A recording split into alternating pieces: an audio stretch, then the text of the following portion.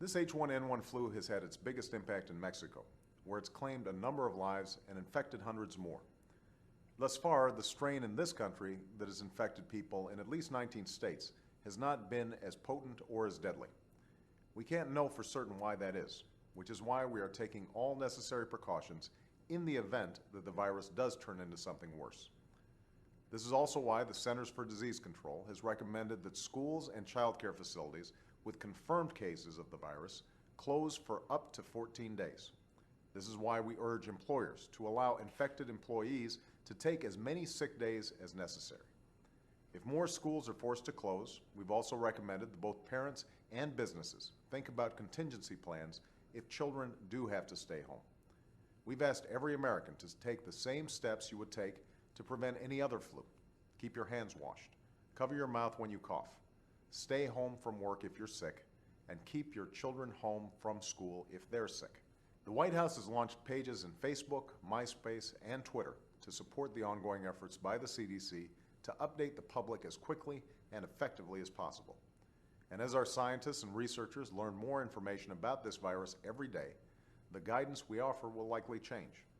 What will not change is the fact that we'll be making every recommendation based on the best science possible. We will also continue investing in every resource necessary to treat this virus and prevent a wider outbreak. The good news is that the current strain of H1N1 can be defeated by a course of antiviral treatment that we already have on hand. We began this week with 50 million courses of this treatment in the Strategic National Stockpile. Over the course of the last few days, we've delivered 1/4 of that stockpile to states so that they are prepared to treat anyone who is infected with this virus. We then purchased an additional 13 million treatments to refill our strategic stockpile. Out of an abundance of caution, I've also asked Congress for $1.5 billion, if it's needed, to purchase additional antivirals, emergency equipment, and the development of a vaccine that can prevent this virus as we prepare for the next flu season in the fall. The Recovery Act that Congress enacted in February also includes expansions of community health centers, a dramatic increase in the training of healthcare workers and nurses, and $300 million for the development and deployment of vaccines, all of which. For weeks, it seemed the number of people with swine flu was only slowly creeping up. But in the past 7 days, the rate of new cases has risen significantly. Now there are new predictions for the months ahead, and the figures are dramatic. Cases are doubling every week, and on this trend, we could see over 100,000 cases per day by the end of August, though I stress this is only a projection.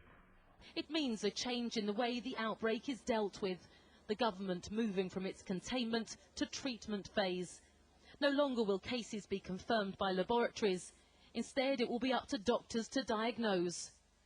Swine flu was first confirmed in the UK at the end of April, and the number of cases has steadily risen. Last week it hit 2,236. Today it stands at over 7,000. But this graph shows just how steep the increase could be over the weeks leading up to the end of August. The antiviral drug Tamiflu will continue to be given to patients, but hopes lie with a new vaccine. Enough doses have been ordered for the entire population. The vaccine will ultimately give a very high level of protection. We'll be one of the first countries to get supplies, but even saying that, we won't get all the supplies in time to prevent the surge of cases that we expect in the autumn and winter. So we'll have to target, first of all, priority groups, but after that, we'll be able to give the vaccine more generally to the population, including healthy people. Apart from that, no. British public, we just get on with it, don't we? Well, you can't do anything to avoid it, can you? Because you don't know who you're with in the shops, you don't know who's got it, who hasn't. Yeah. So you'd just lock yourself away if you took it too seriously. 3 people have died so far from swine flu in the UK, and they all had underlying health problems. In most cases, the virus has been less severe than expected. But if people fall ill on the scale that's been predicted, it will undoubtedly put a serious strain on families, businesses and the NHS.